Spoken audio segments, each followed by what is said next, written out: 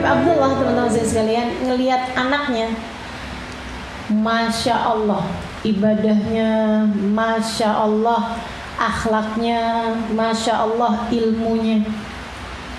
Cuman ada satu sifat yang Habib Abdullah takut anaknya ini belum memilikinya. Apa itu? Tawadhu. Takut anaknya belum punya tawadhu. Jadi mau ngetes anaknya. Panggil anaknya, Abu Bakar namanya. Bakar, lebih, Bah. Abah nih mau ada urusan, saya meminta tolong sama kamu nak. Abah lagi ada pengen tahu sesuatu, pengen ngerti ilmu sesuatu. Jadi Abah minta sama kamu bantuin Abah. Lebih, Bah. Coba carikan di luaran sana yang kamu lebih bagus daripada dia, kamu lebih baik daripada dia. Bawain ke sini. Makhluknya Allah yang kamu lebih baik daripada dia. Anaknya keluar dengan serta-merta kerjain perintah ayahnya. Yang saya lebih baik daripada dia. Oh, banyak kayaknya. Dia kemudian jalan gitu. Saya lebih baik daripada dia. Ini udah bagus ya. Dia nggak ngelihatnya secara materi. Beliau tidak melihatnya secara rupa. Walaupun beliau cakep, nggak dicarinya orang yang jelek-jelek mukanya gitu. Yang saya lebih baik daripada dia, yang lebih bagus daripada dia, berarti nih yang mukanya jelek-jelek nih saya bawain ke bapak nih gitu. Enggak gitu. Beliau juga nggak nyari orang-orang yang miskin-miskin nih ya. Berarti saya lebih baik daripada dia, saya kaya dia miskin. Enggak. Beliau nyarinya orang yang ghairil maghdubi alaihim waladdallin. Gitu kan? Orang yang enggak baik itu adalah maghdub alaihim, orang yang dimurka sama Allah ataupun orang-orang yang sesat jalan. Siapa mereka? Ahli maksiat kepada Allah Subhanahu wa taala atau orang tidak beriman. Kan begitu? Jadi dia pun mulai jalan, berangkat nyari tempat orang yang memungkinkan untuk minum minuman keras. Ketemu. Anjir. Ada orang lagi mabok. Om, ikut yuk om. Ikut yuk. Mau ngapain? Abah saya lagi mau undang makan. Oh iya deh. Walaupun lagi mabok, kalau urusan makan boleh juga gitu ya.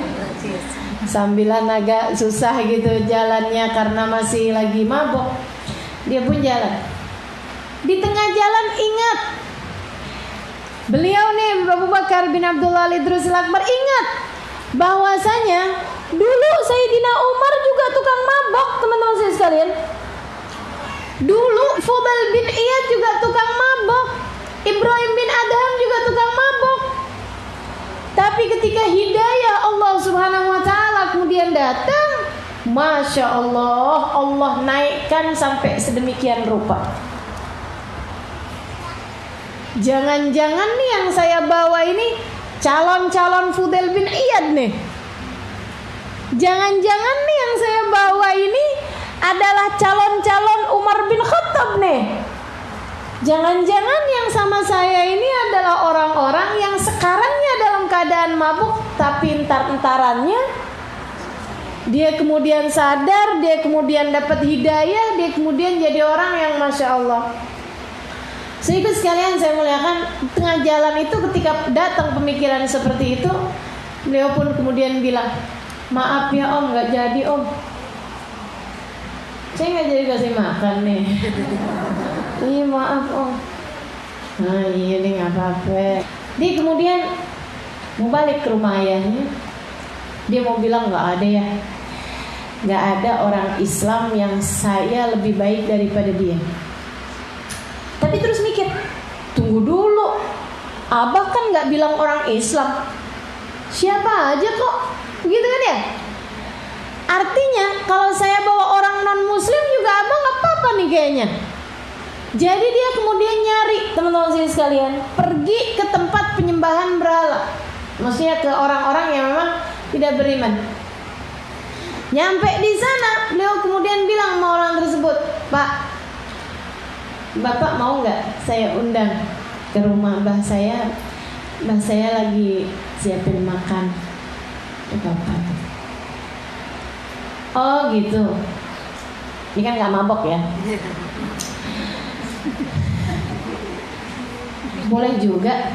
Ini emang jamnya makan siang nih dan saya juga nggak jelas makan di mana, boleh. Bentar ya, saya selesaiin dulu. Dia selesaiin urusannya, habis itu kemudian yuk. Di jalan dia kemudian ingat bahwa ada banyak dari hamba-hamba Allah yang kemudian dicinta sama Allah, yang asalnya juga orang yang kafir kepada Allah. Ketika hidayah datang, teman-teman sekalian, Masya Allah, Masya Allah, Allah kemudian kasih kepada mereka nilai yang sangat besar sekali. Ada banyak kan yang asalnya kafir, kemudian ketika hidayah Allah datang, Sayyidina Umar salah satunya. Kemudian banyak orang-orang yang asalnya nyembah berhala masuk Islam, atau kafir masuk Islam, kemudian jadi orang-orang yang benar. Bahkan nih di Indonesia sendiri, pribumi yang asli dari Indonesia kan dulunya kan animisme, nyembah patung, nyembah pohon, nyembah batu, kan gitu ya. Gitu. Tapi kan ketika kemudian hidayah datang, Wali Songo datang ke sini, bisa jadi penyebab Islamnya ribuan orang. Nih akhirnya nih anak-anak cucu-cucunya ke bawah-bawahnya, Masya Allah, Masya Allah. Gitu ya. Kita nggak pernah tahu. Jadi akhirnya beliau ketika ingat seperti itu, maaf Pak, katanya gitu. Nggak jadi saya kayak undang Bapak. Oh gitu Nak. Ya udah nggak apa-apa deh. Saya balik aja lagi ke sana. Dia pun kemudian balik lagi. Nggak ada nih, mau pulang. Dilihatnya ada anjing lagi nyari-nyari makanan tempat sampah, kurapan pula. Kalau ini udah pastilah, saya manusia. Walaqad karramna bani Adam. Kata Allah dalam Al-Quran, kami telah memuliakan bangsa manusia. Lagian Bapak kan cuman bilang makhluknya Allah, pokoknya siapa aja gitu loh. Siapapun yang kamu lebih baik daripada dia. Kalau sama anjing kurapan pula, saya lebih bagus lah daripada dia. Diambil tali, kemudian diikatnya anjing tersebut, nggak pakai sentuh ya. Dia pun kemudian seret-seret tali anjing itu, mau dibawa ke rumahnya. Dia mau bilang sama bapaknya, Pak, nggak ada orang, tapi binatang saya lebih baik daripada dia. Sampai ketika kemudian beliau ingat sama firman Allah SWT, ya laitani kuntu turaba.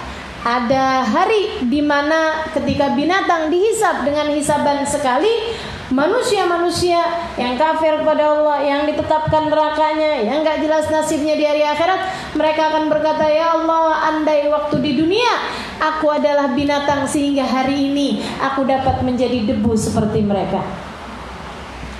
Dia mikir kayak begitu, ya Allah, kalau saya selamat masuk ke dalam surga, saya emang lebih baik daripada dia. Tapi kalau saya sampai gak selamat masuk ke dalam surga, saya di neraka, saya akan berharap andai hari ini saya adalah dia. Maka bagaimana mungkin saya merasa saya lebih baik daripada binatang ini. Dia pun kemudian melepaskan ikatan binatang tersebut. Dia pulang. Dia bilang sama ayahnya, bah gak ada. Ternyata semua yang ada di alam semesta ini, saya adalah makhluknya Allah yang paling hina. Semuanya lebih baik daripada saya. Semuanya lebih baik daripada saya. Katanya abahnya, al-an qad sirta rajulan. Sekarang nak, kamu menjadi laki-laki dewasa. Jangan-jangan kita belum ada yang dewasa. Karena selama ini kita masih melihat kita lebih baik dari si fulan, si faltan, si fulana, si faltan. Melihat orang yang pakaiannya terbuka, kita bilang, ih neraka, kayaknya kangen tuh sama dia tuh. Ngelihat orang yang pakaiannya tertutup sampai lebar banget tertutupnya, kita bilang lebay. Ngelihat orang yang ahli maksiat, kita bilang ya ampun, naudzubillah min dzalik. Jangan sampai saya kenal sama dia, jangan sampai sedekat sama dia, jangan sampai berurusan sama dia. Naudzubillah. Begitu ngelihat orang yang ahli taat, ngerjain taat gitu kemana-mana, kita bilang palingan juga riya. Lantas siapa yang tidak kamu rendahkan? Lantas siapa yang tidak kamu hinakan? Teman-teman saya sekalian, ngelihat orang yang bodoh-bodoh gak ngerti ilmunya, itu dia orang yang tidak dikehendaki baik oleh Allah Ta'ala. Bukankah Allah bilang siapa yang dikehendaki baik oleh Allah akan diberikannya pemahaman dalam ilmu? Dia gak dibikin sama Allah mau hadir majelis ilmu, berarti dia bukan orang dikehendaki baik sama Allah. Ngelihat orang yang berilmu, dia mah cuma bisa ngomongnya doang. Yang malingnya mah belum tentu, mendingan juga kayak saya, nggak ngerti, jadinya juga kalau ngelanggar emang karena nggak ngerti. Dia udah ngerti ilmunya tetap juga dilanggar, itu hisabnya lebih besar lagi. Lantas siapa yang bisa kamu muliakan, teman-teman sekalian? Ngelihat orang yang lebih tua, kamu bilang, ya Allah, itu daftar maksiatnya pasti udah panjang banget. Ngelihat anak kecil, belum punya banyak taat dia. Siapa yang kamu muliakan? Saudariku sekalian, saya muliakan. Jika setiap kali melihat setiap orang, kamu melihat dengan pandangan sebelah mata.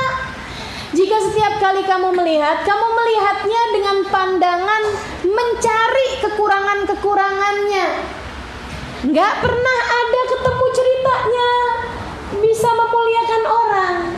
Justru sebaliknya, kalau kamu mau lihat kekurangan, lihatlah dirimu. Lihatlah dirimu. Katanya seorang alim kepada muridnya, seorang syekh kepada muridnya, Syekh pertama pernah ketemu setan gak? Kata muridnya, oh kamu pengen lihat setan nak? Iya saya tuh pengen tahu deh Syekh, namanya setan kayak apa. Ngaca aja kamu.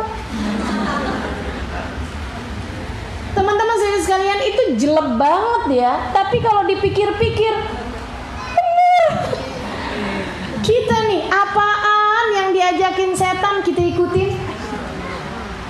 Bener gak? Ya Allah, begitu mudahnya diperdaya sama setan. Ketika setan bilang, ih kamu Masya Allah ya gitu, gak kayak si fulana, si fatana. Emang yang lain-lain tuh belum pada pergi ngaji, gini gitu segala macam. Kamu udah begini, kamu udah begitu. Ember. Ya Allah, teman-teman saya sekalian. Jadi emang bener banget, kalau kamu pengen lihat setan, ngaca. Tuh yang dibalik cermin, itu dia setan. Kita sering yang ngikutin jalan dia. Ngelihat orang lain gak ada yang bagus, teman-teman sekalian. Kayak ada kita semuanya yang paling bagus. Ngelihat si ini kita rendahkan, lihat si itu kita hinakan, lihat si ini gak ada bagus-bagus yang lihat si itu. Innalillahi wa inna ilaihi raji'un. Saatnya menangisi diri kita, saudara sekalian. Saatnya kita angkat tangan seraya mengatakan, ya Allah, hamba-Mu yang satu ini yang gak ngerti diuntung ini, ya Allah, berikan kepadanya jalan hidayah-Mu. Karuniakan kepada hatinya rasa hati yang benar, sehingga memahami makna dari segala kejadian dan faham bahwa dia bukan siapa-siapa.